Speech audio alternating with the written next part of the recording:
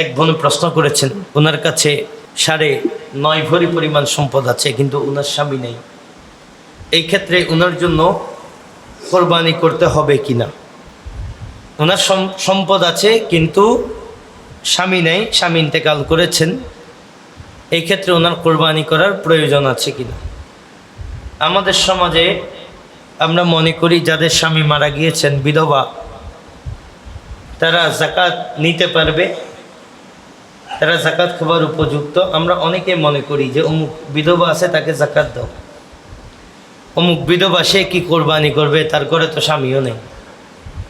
মনে রাখবেন, যাকাত, কোরবানি এগুলোর সাথে স্বামীর কোনো সম্পর্ক নাই। এটা আওয়াজ দিয়ে বলেন না, স্বামীর কোনো সম্পর্ক নাই।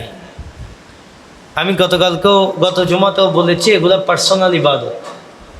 প্রথমে প্রশ্ন করেন নিজেকে, আল্লাহ আমাকে পয়সাওয়ালা বানিয়েছেন কিনা, এই প্রশ্ন নিজেকে করেন। এখন আপনার কাছে তো বিল্ডিং 10টা থাকলেও আপনি গরিব, কিন্তু আল্লাহর কাছে, আল্লাহর হিসাবে 7.5 ভরি স্বর্ণ ক্রস করলে আপনি ধনী। 7.5 ভরি স্বর্ণ ক্রস করলে আপনি ধনী, এবং 52.5 ভরি রূপার সমপরিমাণ টাকা বা রূপা থাকলেও আপনি ধনী। এখন 7.5 ভরিতে আর যাওয়ারও প্রয়োজন হচ্ছে না, কারণ বর্তমান বাজারে 52.5 ভরি রূপার দাম মানে 2-2.5 লাখ টাকা।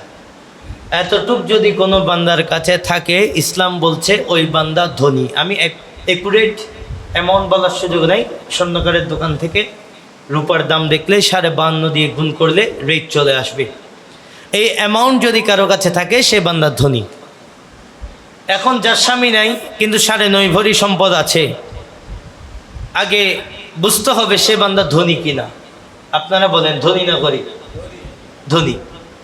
আর সাহেবে নেশাব, এই পরিমাণ সম্পদ যদি কারো কাছে থাকে, তার স্বামী আছে না নাই, সন্তান আছে না নাই, এটা দেখার কোনো সুযোগ নাই, তার কোরবানি আদায় করতে হবে।